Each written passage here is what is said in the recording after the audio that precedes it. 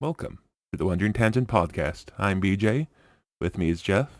And today we're talking about the 1997 Japanese animated film Princess Mononoke. Okay, BJ. So, 1997, right? Yeah, Is there 90, multiple versions of this or multiple so, releases? I'm confused because I just barely found out that maybe we didn't watch the same well, exact show or it's okay. the same thing. We kind of started talking about this before. It's the same version. It's not like, say, Godzilla, for example, where there is a quote-unquote Japanese release and a American release. It's more that the it didn't get released to to stateside or to the west till I believe 98 because they had to obviously do like the English dub. Okay. All Which right. brings Yeah. up which I suppose brings up the question, what did you listen to? Did you listen to the English audio or the Japanese audio? English audio. Okay, I actually listened to the Japanese audio, but like I said, it's not Hmm. like Godzilla where it's like two kind of different versions. It's just difference between sub and dub or subtitles and dubbed voices, I should say. Well, there are subtle differences typically between the two. So, I guess it'll be interesting to talk about it.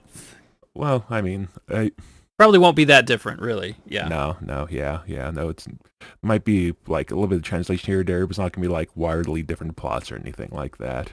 Okay, so we're in the non-spoilers section, so we're not supposed to give away anything that about the movie in case people want to watch it. So what did you think of it, BJ? The movie Princess Mononoke. It's I like it. It's one of those movies I've been meaning to go back and watch because I had watched it quite some time ago when it was on TV of some sort or another, and I was young enough that I was how do I phrase this? It was I was young enough that I was sort of surprised to come across the more more mature animated feature, especially since Princess Mononoke was distributed in the West by Disney. So I think I was watching it with like my mom and my sister and we're like, oh look, it's a cartoon, a Disney cartoon, and then like within like a few minutes opening, there's some pretty intense violence. So, Yeah. Okay. so I think when I was younger, I wasn't quite in the right mind space for something like this, but yeah, it's something I've been meaning to get back and watch again. I mean, I even bought a copy of it at some point. I have a Blu-ray sitting on my shelf over here, but I don't know if I ever watched it again until just now to review it. Hmm. And this was the first time I watched it in the original Japanese with subtitles, because again, maybe just because I was a bit young at the time, but I didn't remember being super impressed by the voice acting in the English version. As someone who just watched the English version, what's your take on that? Well, the acting seemed great in it. So I have seen it a few times. I've always liked it. I was shocked though to find out that it came out in '97. I didn't know it was that old. I thought it was like maybe 15 years old at this point. But no, it's much older than that. Oh, that's your I feel old moment of the day. Yeah. This is your guess what? Guess Time what? traveled. You're old. Yeah, 97, which was a while ago. And uh, I I like it. This is probably the movie that drew me into Miyazaki movies, and I'm not a huge Miyazaki fan. And for anyone who doesn't know Miyazaki, he's probably one of the more famous Japanese filmmakers. He specializes in animated films that are usually very artsy and have interesting characters and storylines, and Yeah, he's very non-traditional. people might Especially, be yeah. oh, sorry. Go People ahead, might go ahead. be more familiar with the name Studio Ghibli, I think it's pronounced. It's Yeah. the he did Howl's Moving Castle, Castle in the Sky. I think it was Spirited Away. Yeah. Spirited Away might be the big one most people know about. Sure, I guess. I I I feel like I've seen more quote unquote normal people talk about Spirited Away than some of the other ones I mentioned. yeah. I See, think to Spirit me, this movie is the most prominent of them, but I would, at least to me, it's my favorite of all the Miyazaki movies. But most people probably do like the other ones, like you said. Yeah. oh, I was just curious because I was doing some research on because like I said I shouldn't dunk on the dub version too hard because again, don't think I'm going off memory of quite some time ago as to my critique of the English dub, but I was just scrolling through the IMDb, and as happens in a lot of cases with Western animation that's released in theaters, the studios want to go with the big name actors as compared to people who do voice acting for who just do voice acting, just voice actors, right? And sometimes that works, sometimes it doesn't. So they go for And actors that are not voice actors. They're just people yeah, they that are famous. They have good careers, yeah they and want they they, yeah. yeah they want the name, and this came out in Uh, '97, and I think it was kind of before anime kind of got super popular in the West. Sorry, I'm just stopping and laughing at myself because I was editing one of our last podcasts, and I'm just sitting there, man, I say a lot, so I'm trying you to stop know, myself from saying as often. But I it, usually don't know, so that's why well, you have to tell me. you don't know when you listen, but or you don't know when you're actually talking. But when I have to listen to myself talk for 3 hours as I try to edit down the podcast, I'm like, stop saying It is a weird thing to record a conversation of you talking and then you realize how you talk and Yeah, the phrases you use. Anyway, that is the whole thing that happens when you finally record yourself. Go yeah, ahead. You march back to your point. but yes, my point was I was just trying to do some research because I think we were in high school when anime got big. That was when like Toonami started playing on Cartoon Network, and like Dragon Dragon Ball Ball Z Z. and all Yep. that started coming out, because I feel like that's the first time I remember like our friend group like talking about like actual anime with any regularity was like Dragon Ball Z and Cowboy Bebop and that sort of thing, right? That was like 98, 99. So Prince Mononoke was, I guess, would come out in the West either right about then or maybe a little bit before that. So right before anime got super big in the West among our generation, at least. So I don't know if that had anything to do with the idea of hiring of again regular actors and do the voice acting as compared to more traditional voice actors. And like I said, sometimes that works, sometimes it doesn't. But I feel like in a Well, sys- I feel like in a sorry, yeah, go ahead. Go I'm gonna ahead. roll over here for a second because I feel like in this case where they're trying to get him to the what's the term, the mouth flap, the trying to match the dialogue to something that's already been animated. I feel like that's harder than say a Western animation where they do the voice recordings first and then match the animation to it, which Uh-huh. which I think makes it so it's easier for famous actors to be able to voice act as compared to something like this where they have to match the match the animation to their dialogue or whatever. But anyway, go ahead. What's your point? Well, it has Gillian Anderson in it as Mora, and she's one of my favorite actresses. She plays Scully from X Files. Which I still haven't watched. You should have watched it. I don't. I don't even know if it's streaming anywhere, man. I don't know. Anyway, I'm gonna have to pick a really good X File episode for you to start off with someday, perhaps, because there's no, a few good ones. there's a couple of famous. There's a few names I recognize on the English voice act. Like you said, there's Gillian Anderson. There's Claire Danes, Keith David, but I guess Keith David Billy might Bob be. Thornton. Yeah, I guess Keith Yeah. David might be more known for his. Well, he's kind of intriguing. He does some acting and some voiceover stuff, but again, it's the same thing of having the animation matched to you, but having to match the animation. Mini Driver is Lady Eboshi, so yeah, and I get why they go for names, especially in something like this where I don't know if a lot of Studio. Something I didn't look up was I don't know if a lot of Studio Ghibli stuff got theatrical releases. Did this get a theatrical release, or am I just making this up? I don't know. Probably not. Uh, It probably was just released. Yeah. On back then, it would have been on cable or something, uh, and then released video. No, because it has a PG rating. I should look this up before. And Jeff, please entertain the guests while I look this up, or the audience, I should say. We have an audience? Okay. All right. Entertain the bots who scanned the podcast for copyright infringement or whatever. Yeah, good. Okay. So, yeah, so what I think of this movie is that it is cool looking. It's got colors and scenic animation, and the characters are well thought out and interesting, and it just doesn't feel like any kind of traditional movie that you would have come out of Hollywood, because the difference between good guys and bad guys and neutral, and it's just a kind of a spaghetti mess of people and different motives and different ambitions, and all of that comes together in a way that's totally unique compared to the average movie. So there is some violence, cartoon violence, which is rare. Most cartoons don't have that kind of thing. This does, which gives it a really good PG-13 rating.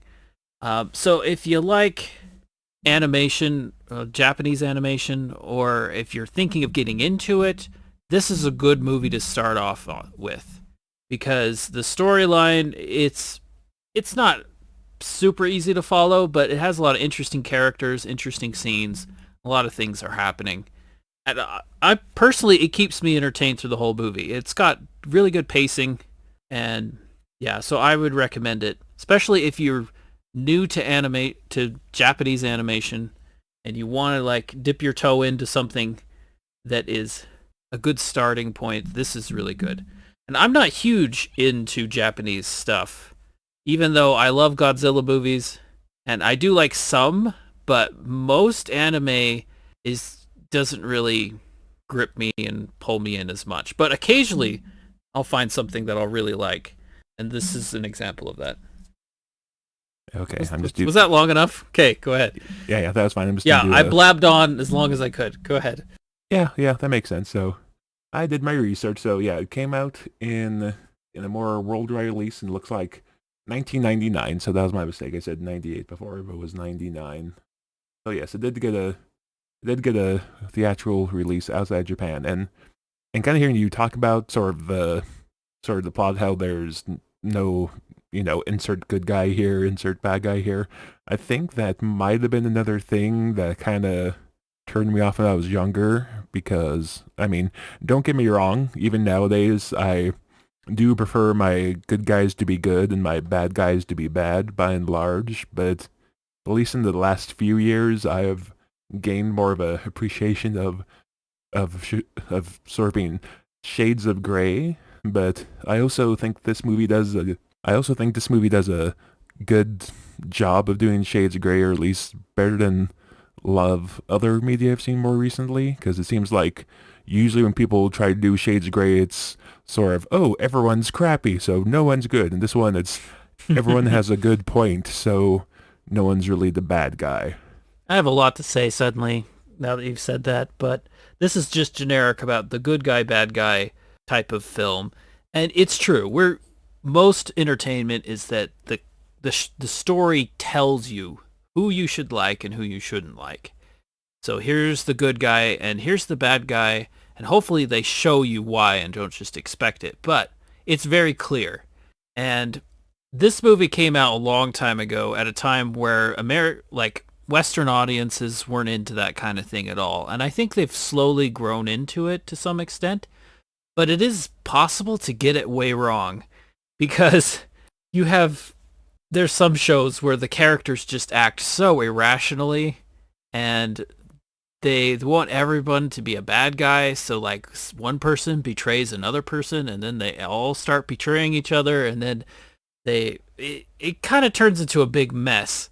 So I think it's harder than it seems to make well-designed characters that have like realistic motivations, where the things they do are the kind of thing a person would normally do with their background, and people are a little different. You kind of have to know human beings to be able to write about them.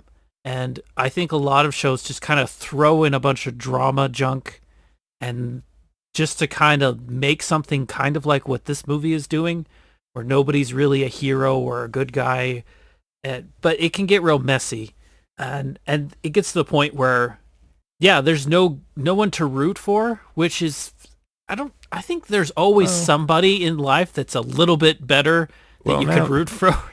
oh now that I think about it, the main character, what's his name, Ashitaka, he's sort of someone that we can root for during the whole picture. I wouldn't say there's Yeah. like no good guy to root for because there's Ashitaka. Well, so we can get into that more. I have some points against that, but I also support it to some extent too. But yeah, you're right. He's probably, if you're gonna pick out a good guy, he would clearly be the direct one to pick, because he's the closest, and you could even argue he is a good guy. That would be a valid argument too. But anyway, should we go into spoilers? Do you have more to add? I mean, I'm always foregoing the spoilers because it's not like the other stuff we stopped talking about because they're, what was I saying? I don't know.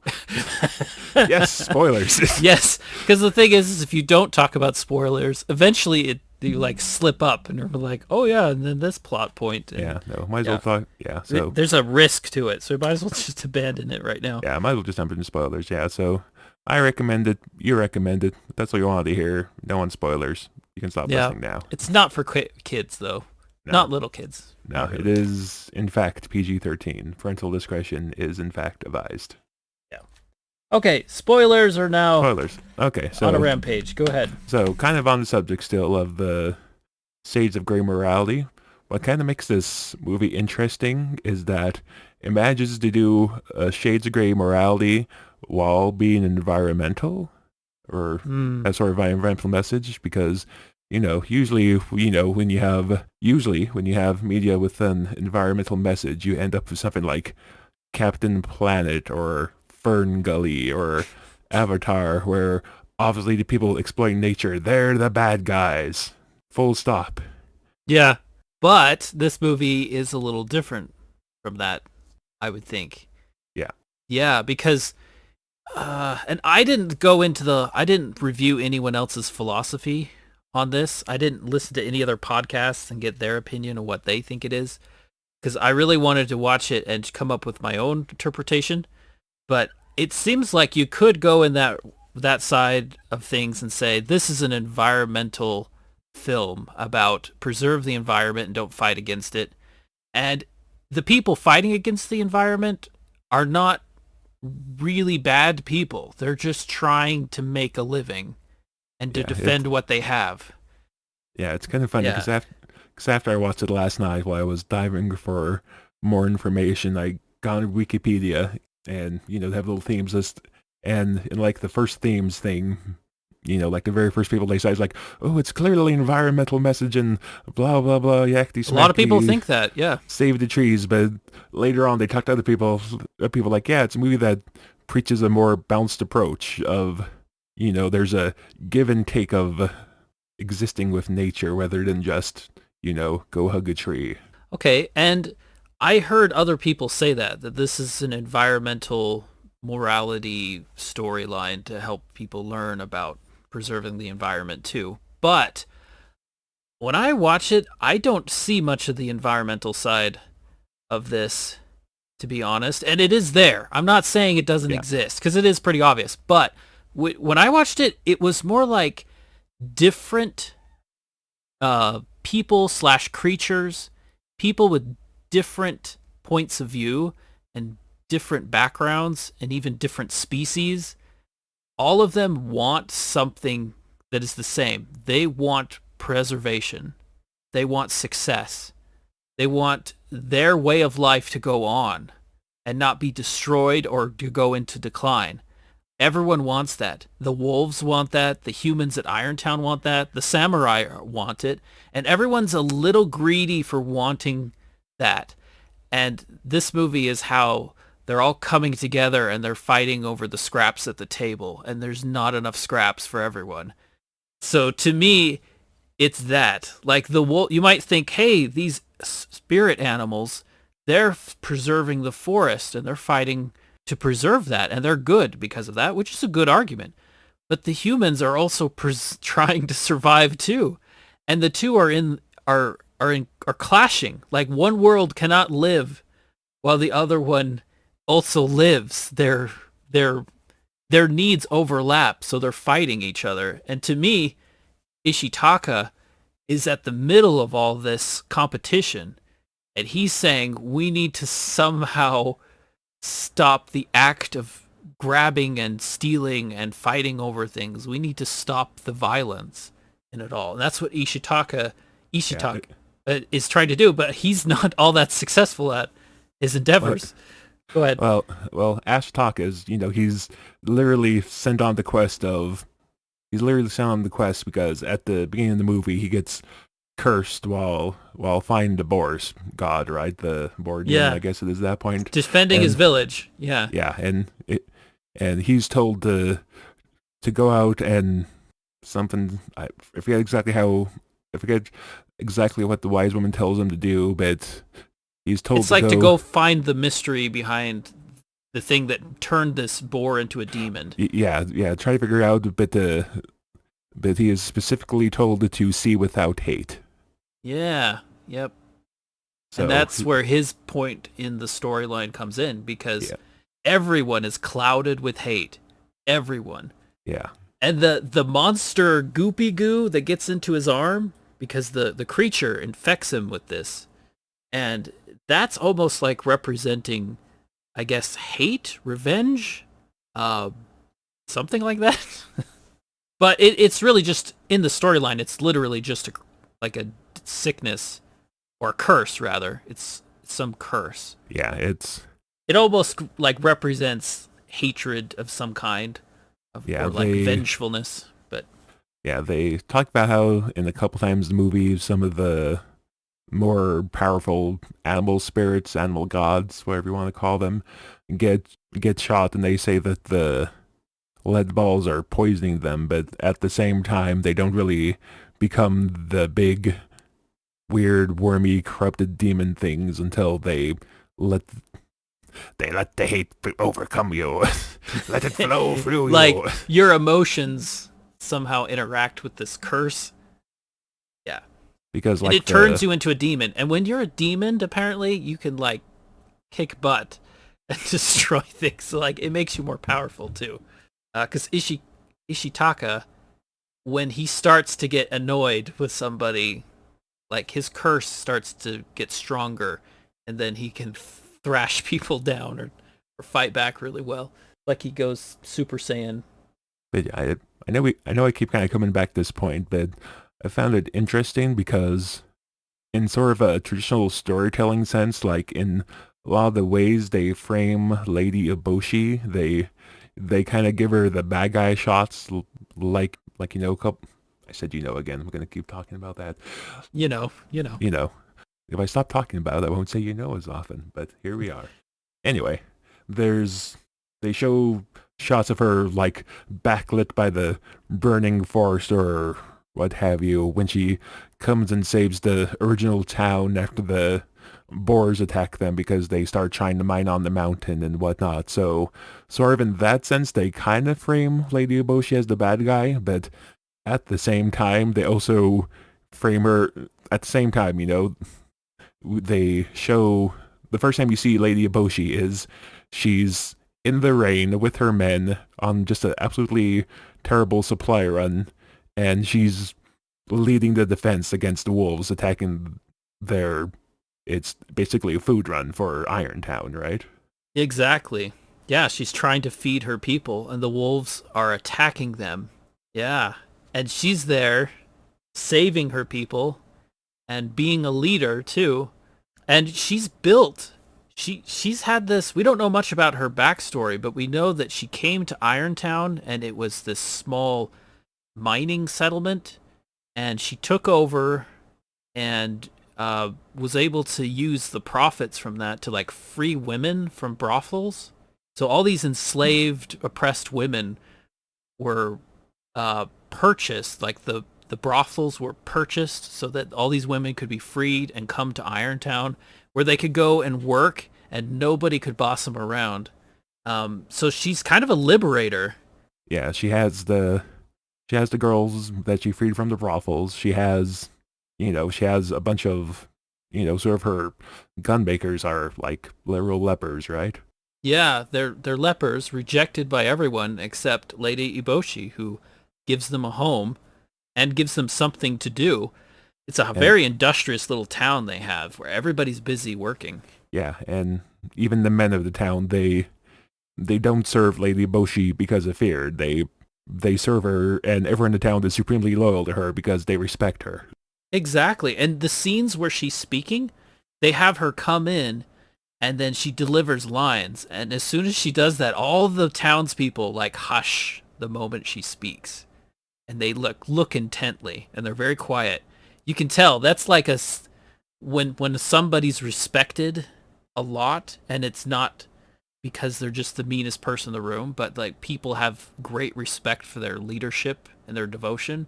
That's that's kind of like a sign of that. And they did that really well in the movie to portray like how much sway she has with her people. Basically, in any other movie, Lady Boshi would be the protagonist.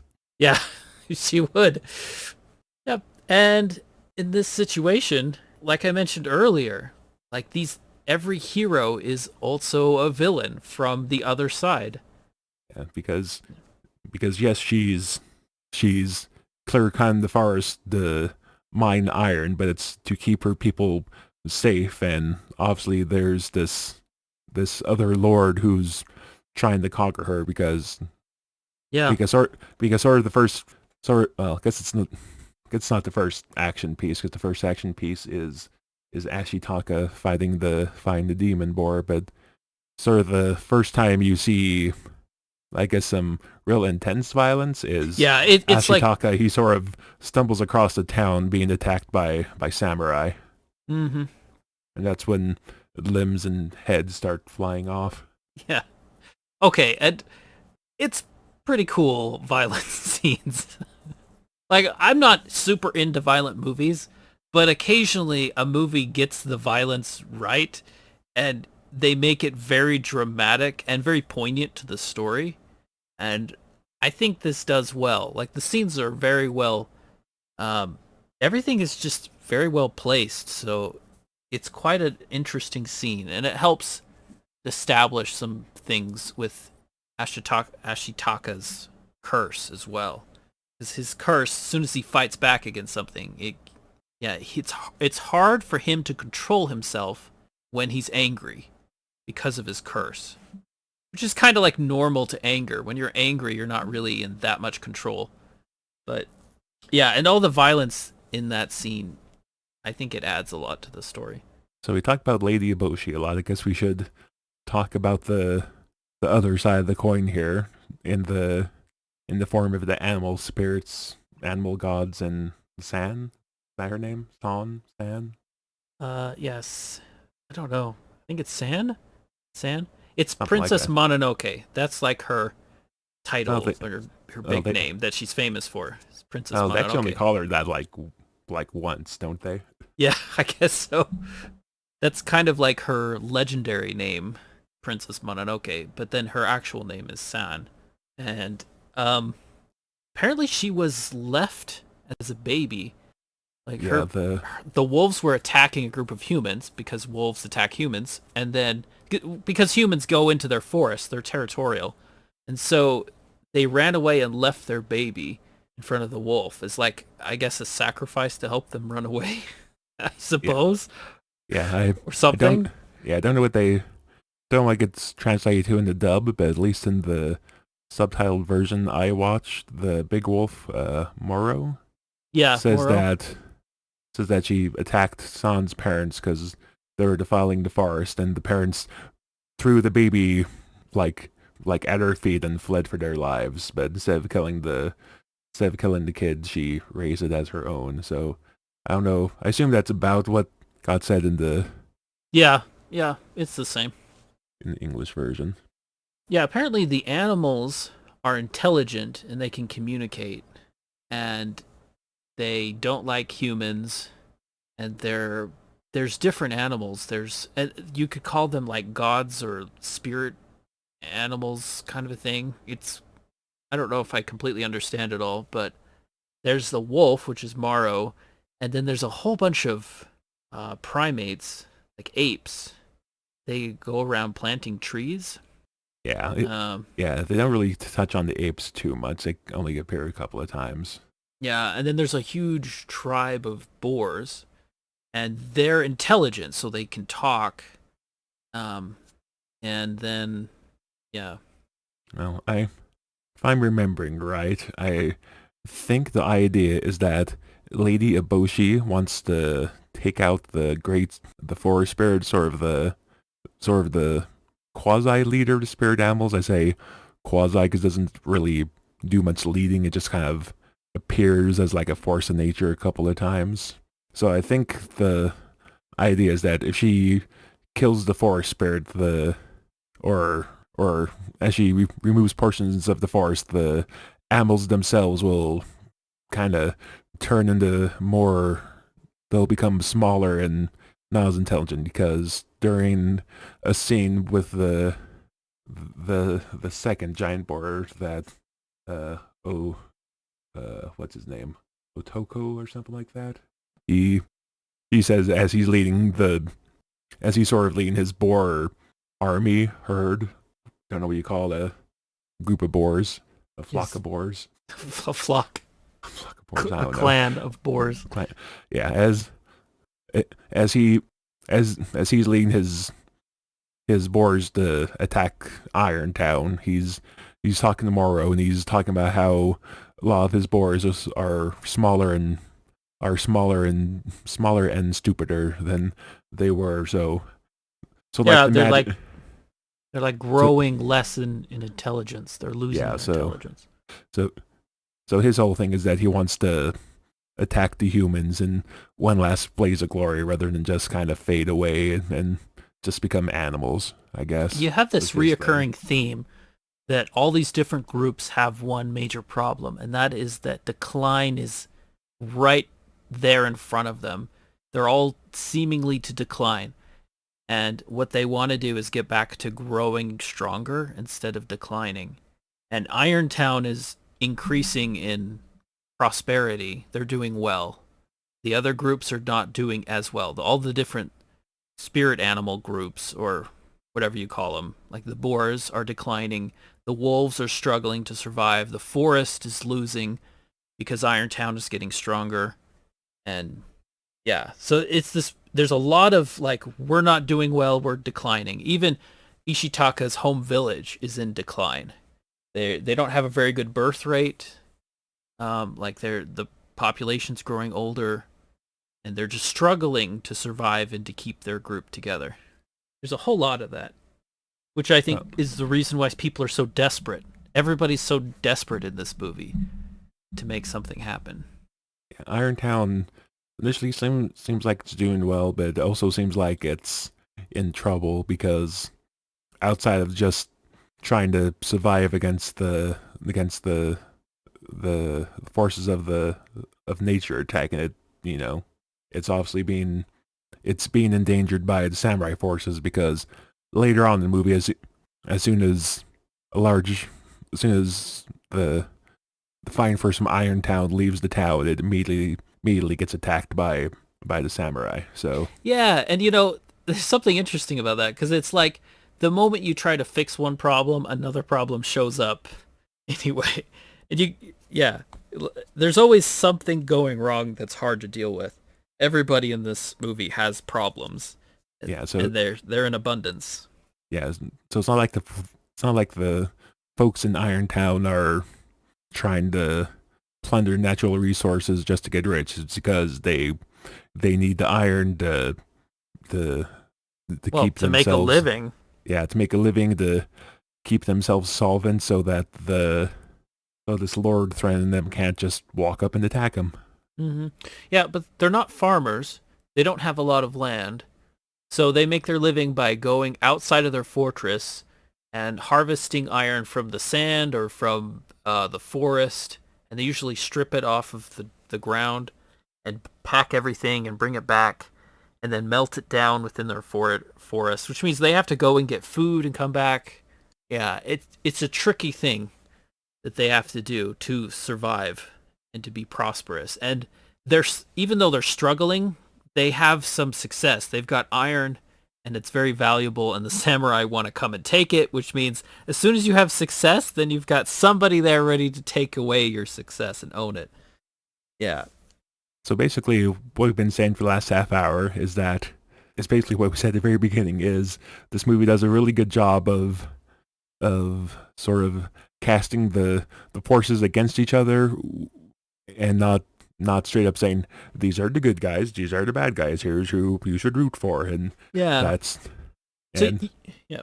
so that's sort of where Ashitaka finds himself because he doesn't want to see Irontown fall, but on the other hand, he doesn't want nature to get destroyed either. So he's Yeah. sort of the one striving to find the solution. Yeah, he wants some sort of, and he doesn't really even come out and say exactly what he wants, but he definitely wants something. He doesn't know how, but he wants people to live in peace. And he mentions this a few times. Isn't there some way that the forest and the people could live together? And nobody seems to have an answer. And the wolves don't believe it's possible. The humans don't believe it's possible. Nobody can really live together, and nobody has an answer. But Ishitaka is trying his best to find an answer, and he really gives it his all to try and find some way through this for everyone. But I And don't then think the movie really comes to any great conclusion. not really. It's Yeah. yeah, no. And of course to make it the guarantee that things will go smoothly, we have what's the monk's name? Jiro? Yeah. Who's Jigo. Jigo? That's what I heard. Jigo. But Let me look at the cast list really quick. Jigo, you're right. okay. So and he introduces himself as a monk, but he's sort of a servant of the emperor, I guess. Kind of.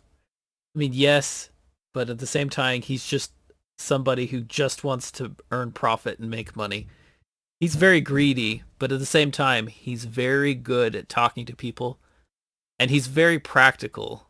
He doesn't really have a very polarized viewpoint of good and bad. He just wants to play. He's a player. He wants to play everyone and get what he wants from everyone. So he's kind of like the Ferengi in the group, kind of. Yeah, but so and he's sort of the driving force behind trying to kill the Earth Spirit because he wants the head because he's supposed to get the head of the Earth Spirit and to take it back to the Emperor or something like that.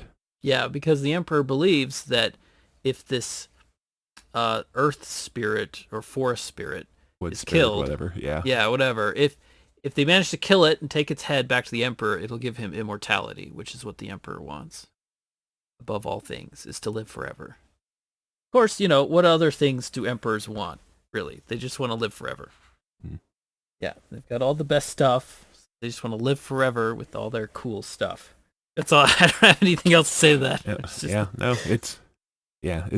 I was watching it like it's a good movie. There's a lot going on, but I don't know how much to talk about it really because I think we Well, kind of already struck on the main theme about is that as compared to the standard movies in this vein as like the examples we gave before, it's more nuanced. It establishes that there's no right answer, no wrong answer. yeah, this Which movie is just confronts the audience with a problem. That's from my point of view. It gives yeah, everyone, here's this problem. Look at how difficult this is for everybody. And it doesn't really give a solution. It just shows the struggle and the difficulty and the fact that everyone's in decline, but all they're struggling and they're fighting against each other also creates decline at the same time. So they don't want to decline. They don't want their civilizations to be destroyed or to fall apart, but the things they're doing cause that anyway. It's a real difficult thing. yeah, and even the movie itself doesn't really give an answer because the movie ends with Irontown is destroyed. The forest spirit is technically dead, or at least it's at least its body is destroyed. They cut the head off but then give it back, but it still kind of sort of dies. So it ends with Irontown being destroyed. So Lady Eboshi loses. Ends with the ends with the forest spirit dying, the boars being annihilated, the And Moro dies too. and Muro dies. So the wolves don't really win. No, but no one gets completely annihilated either, except for maybe the boars. They're like all gone. Yeah, but they more or less do that themselves as they establish, kind of the point of the second boar leader lets himself be overcome with hatred to the point that he becomes another boar demon. Yep. And and in this case, instead of just attacking civilization, the boar demon attacks the wolves. It attacks San. So even the boar demon, which is nominally on the side of nature, attacks the other forces of nature. Yeah. Yeah. Because he's just so incredibly angry from everything that's happened to him. He just wants revenge to the point where he just makes bad decisions. Yeah. And I guess it kind of leaves in a more or less hope. I guess there's a hopeful tone in the ending because Irontown is destroyed, but like a good chunk of the townspeople are still alive. Lady Eboshi's still alive, and she pledges to build the town back better. San and Ashitaka sort of have a romance going on, but San says she can't stay with Ashitaka because she hates humans, but he says that he'll stay in Irontown and he'll go and visit her and far as much as he can. And she's not against that, so she's so I guess that's an indication that she's softening her stance as well. So yeah, they have a long distance relationship at the end of the movie. Kind of. Which, of course, will kind of, sort of. Kind of, sort of. She lives in the forest. He's going to live with Irontown. But he doesn't. They said in the movie that his curse will eventually destroy him, so it's not like he has a long time to live. Well, it's sort of implied at the end he's cured, isn't he? I guess kind of, because his scars are still there, but they're still kind of like somewhat healed. Well, he still has like a mark on his hand, but it's more of a dark gray as compared to like the. Okay, maybe that wasn't as clear to me, but yeah. So you're saying that he's cured, right? I'm pretty sure he's cured. And somehow, when the spirit forest creature died, that caused his curse to go away. Well, or was it him that did it? Like all of his efforts. So when the forest spirit has its head blown off, it sort of becomes like prior to that, the forest spirit is sort of a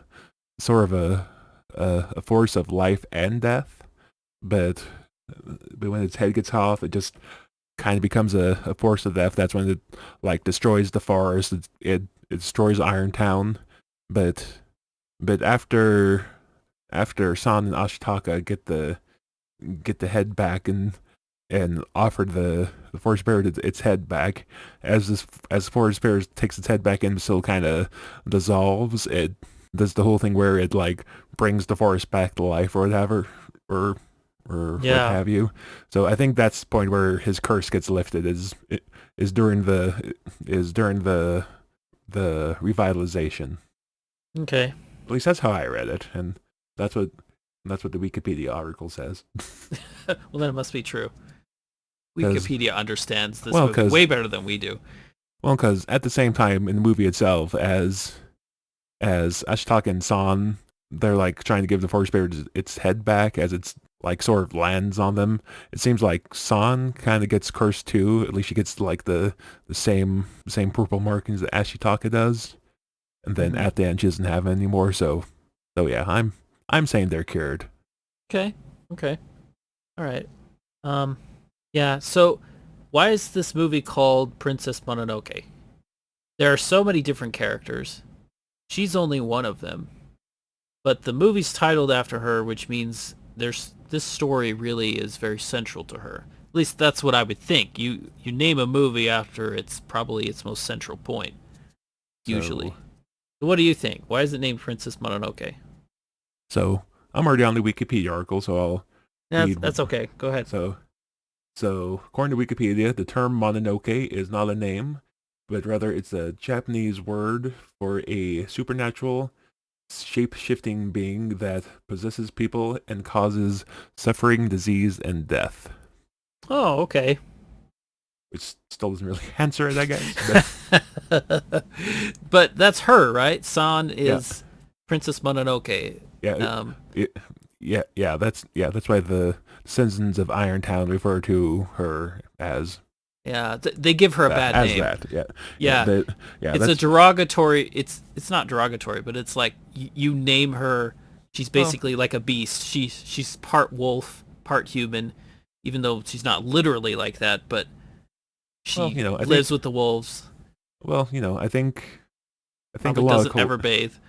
I think a lot of cultures have have something along the lines of something that passes for a human, like a changeling or a shapeshifter or something along those lines, right? So as as far as the townspeople know, they might not even know she's a human. They might think she's a some sort of animal spirit that shows up in the form of a human. Hmm. She definitely knows how to go all crazy and terrorize an entire town, Yeah, which she does all by herself. She terrorizes Irontown. and I was about to say sort of the central conflict, Irontown slash humanity against nature slash the animal spirits is sort of what's the word I'm looking for? It's humanized. It's made manifest in events that Lady Eboshi and San hate each other. That's Yeah. sort of the core of the conflict. Mm-hmm. Yep. Because Eboshi hates San because San kills her people, and San hates Eboshi because Eboshi is leading the force that's plundering the forest. Yep. So they're the And destroying the forest. iconization, humanization. I don't know what term I'm looking for there. Mm, I don't know, but yeah, the destroying the forest hurts the wolves and it hurts the other animals. Yeah. Yeah.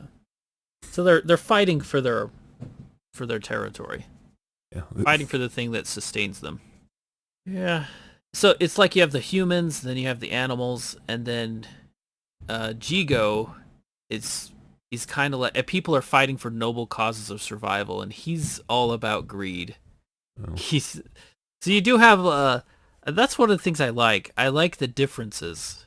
Everybody's a little bit different. You've got the lone wolves that are just they're alone. There's only a few of them, and then you've got the hero in Lady Eboshi, who's leading a whole organized town, and then you've got this greedy, business-like man, Jigo, and then Ashitaka is just like he's from a faraway place where people are simpler, they're not greedy, and they're very different from these people.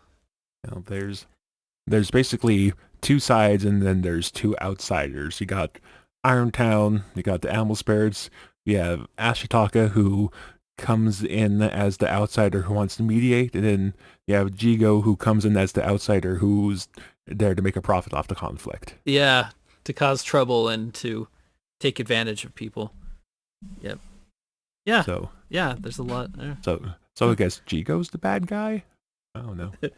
I don't know. You meet him and he's friendly and helpful, and I guess he's kind of he's kind of a bad guy, but he's not doing it just to be malicious. He's just wanting to finally succeed. Because he says a line like, everybody wants something. Everyone's desperate and wants something, but I might actually get it. So, like, he wants to win the lottery kind of a person. He's, I guess, the closest thing to the villain, I guess. Yeah, I could Maybe. see that kind of, maybe. I don't know. Maybe. I don't see him purely as a villain, but he's probably more on the villain side. But he's a lot more neutral. See, villains to me, they just like to hurt people. That's what I think a villain would be. They love to cause pain. They enjoy their job. They have good job satisfaction in their evilhood. But Jidu just cares about himself. And so that it doesn't make him great, but he's not out to destroy everyone for no reason. He's very calculating and he just wants profit. Yeah. So he's not the bad guy because he causes all this stuff and destruction for a reason. He's greedy. Okay, yeah. So he's greedy, yes, but I wouldn't call him straight up evil. I wouldn't do that, no. In fact, the only real pure evil characters, and it's not even purely, maybe like the demons, the boars when they become demons, at that point they're just rampaging and destroying everything, and they're just full of hate at that point. So it's almost like evil is something that you become when you let your anger overcome you. But before then, you're just somewhere between greedy, neutral, and good. Somewhere in that spectrum. I don't know. You can disagree. Go ahead, disagree if you want. It's fine. I mean, I'm just coming at the angle of, you know, I I guess I don't know what the conflict resolution would have been if it had just stayed Irontown against the forest, but Jigo is kind of the one that he's the one that gets Lady Eboshi to hunt down the forest spirit to take its head, which He encourages her, yeah. But which she kind of wanted to do it with or without him.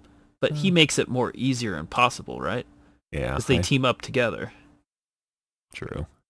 And I also think Jigo probably, you don't know this in the story. This is just me talking. I almost think Jigo probably grew up in a big city where everyone else was like Jigo. So he probably is the way he is because that's how he understands the world, because that's how he learned about everything. People were like that. It's just that he wants to be, it's in his point of view, everybody is like him. They're all just trying to get rich and get what they want. So he sees himself as not really good or evil, but just normal like everyone else. Only he wants to be a step ahead of everyone and actually win and get the prize. Okay, so we've been talking for about an hour in circles of lack of good and evil in this movie, so I'm gonna ask you another hard-hitting question. You ready? Okay, yeah, good. Okay. Go ahead. So so you know what are they called? The Kodama, the the small guys with weird heads. Yeah, of course. Cre- They're like little tiny rattles. creepy or cute? Creepy or cute. Yeah, I think I'm most people are going to find them adorable. I would be creeped out if there were little tiny I, creatures in a forest. yeah, I'm gonna side on creepy because just by themselves look a little off, but then they do the weird head rattle thing. Nah, that's creepy, dude. Yeah, and people in this, like Ishitaka says, oh no, they're friendly and they are a sign that the forest is healthy. Yeah, that's not easy to take in. They're Doesn't stop them from being creepy. Yeah, it doesn't stop them from being creepy. They're the last thing you see in this movie. Yeah. The very last scene is one of those walking out and doing a little head jiggle thing. Yeah, because it seems like most of them die as the Earth Spirit does its sort of death god kill everything thing. Yeah, so it's like it's showing you that there's something left. Yeah. There's something left to regrow. There's opportunities in the future. Yeah. Okay, so So are we done? Is that what you're saying? You're like, I I don't know, dude. I mean, we've been talking about it for about an hour, and yeah, we can be done. That's fine. well, I feel like we've been talking about the same thing for about an hour. So That's true. is there? That's true. We talked in detail about the same thing. It's a very. I mean, Kind of, I guess. I mean, it's an interesting subject, and we're not experts on like, oh, here's the animation. Why the animation's so good? It's Okay. good Well, animation. let's ask some other quick questions before we close. Okay. Okay. What do you think of the action? Is this a good action movie, BJ? I think it's a solid action movie. Kind of like what you were saying before. There is some pretty intense violence, but I feel like it's graphic enough without being too graphic. It doesn't. What's the word I'm looking for? It doesn't. What am I trying to say? It doesn't sort of revel in the violence. It has just enough violence to make it shocking because like I said, in the first really intense action sequence, it's Ash Tucker versus Samurai, and the violence is shocking because it's shocking to Ashitaka that he can do this sort of thing, right? Mm-hmm. Yep. You know, he doesn't he doesn't shoot the bow at the guy. He doesn't shoot his arrow at the guy, expecting his arrow to like literally tear the guy's arms off, right? Yeah. So it's it's shocking and violent in a way that doesn't detract from the movie. It serves the movie, and it doesn't like it. It's not violence just for violence sake, like a lot of things are. One of the things I like about anime is that the Japanese are not limited in animation, in that they think animation's only for kids. Somehow, in Western audiences, we've got into this habit that animation is predominantly for children. So once in a while, there'll be an animation for grown-ups, but it's not common. It's probably more common now than it was in the past, but animation has a lot of flexibility for just showing cool scenes and stuff. You can't quite reproduce things in live action as easily as with animation. So it's a lot more flexible of a medium, which is why I like how anime does that. They make storylines with animation. You can do all sorts of cool artwork, and you can design the scene how you want, make your characters look how you want, and it's fun like that.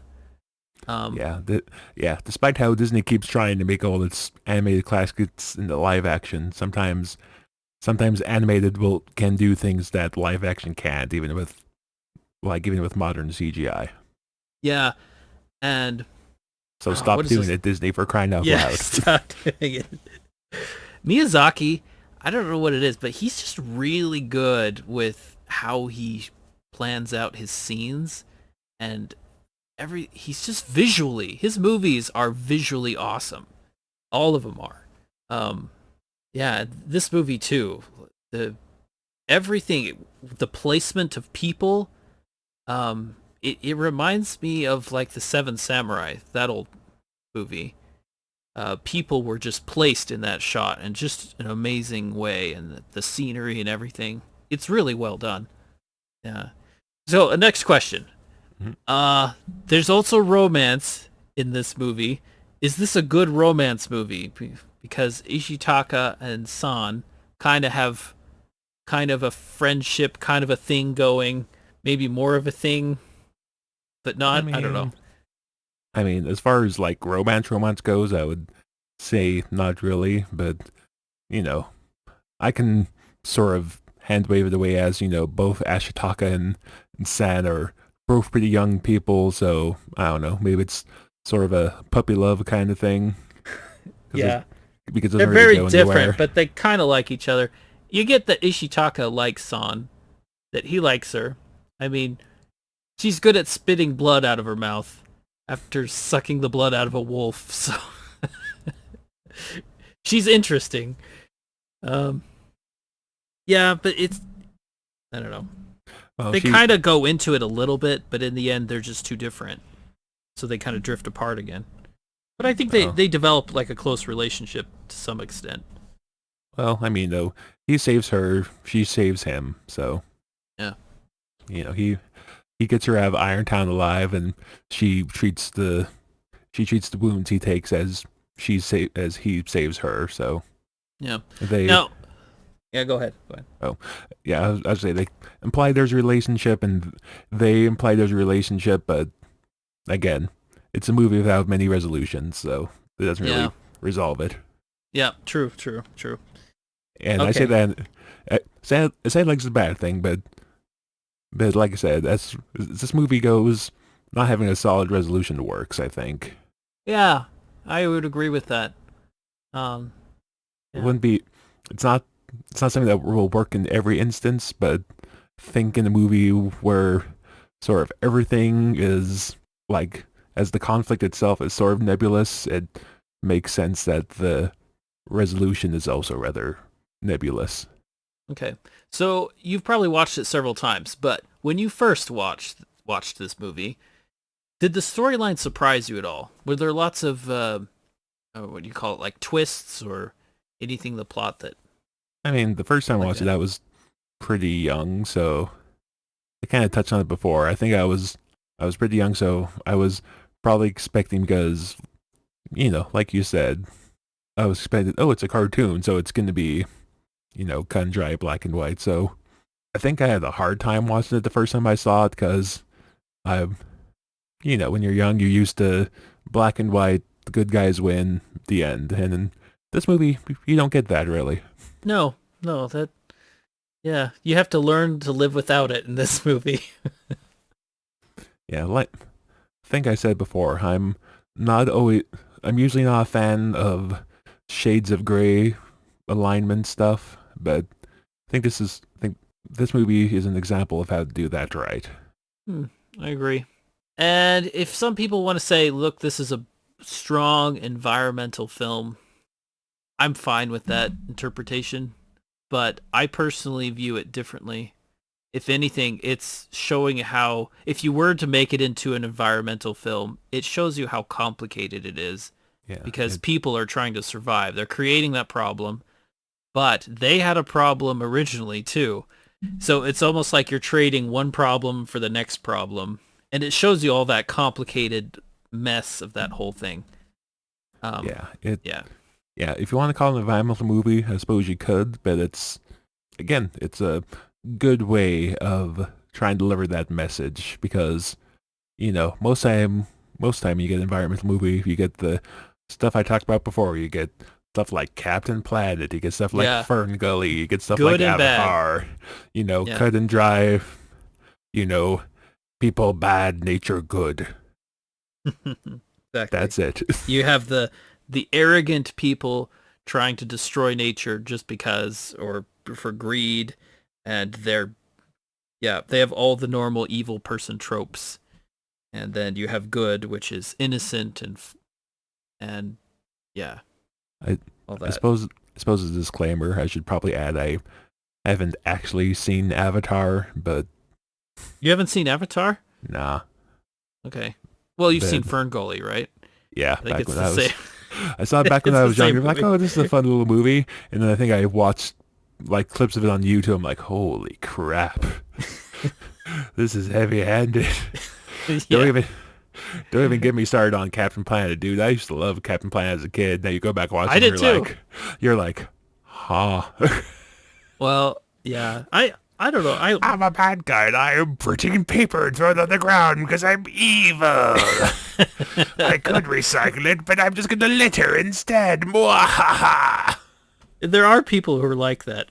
I throw this garbage down because I won't be bossed around. Because it's my right to throw garbage on the ground. Yeah, anyway. Yeah, I get Planet, the only Captain superhero Planet. that you can defeat by wadding him a newspaper and throwing it at him. Yeah. Litter. Anyway. So yes, if you want to call it Yeah. an environmental movie, you can, but it's a good one. It's a good movie. And again, it's not its only interpretation, which I think we might have talked about this before in like Godzilla. The best way to share your message in a movie is to make a good movie first and then have your message in it, not to put the message first and then build your movie around it. Yeah. Yep. This one is so ambiguous that everyone can come away with a different message to some extent. You can. If you want to have the environmental part, or if you want to take another side where it's like conflict is crazy and unpredictable and hurts everybody, or you just want to be more of a pacifist like interpretation of it, where Ishitaka is trying to get people to stop fighting. But then you can take it to another hand, to another point of view, where it shows how inevitable competition and struggle that people have against each other. It's like it's unavoidable. It's going to happen because people have needs. So what can you do? So there's all these different ways you can interpret it. Mm-hmm. And yeah. Yep, so people can watch it and make their own interpretation as they wish. Yeah, that's not always something that works for me, but in this case it did. So yeah, I like this movie. Yeah, it's good. Okay. All right. Right. Anything else? No, that's enough. Enough nonsense. We didn't really tangent very hard this episode. We kind of picked a subject and drilled down into it, but Yeah. look at us go. Yeah. Nabisco.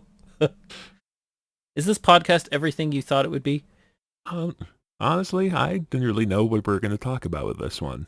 So I True. was interested to see where it would go, and there it went. Yeah, indeed. All right, go ahead and wrap it up. Okay. So thank you for listening to Water Tangent Podcast.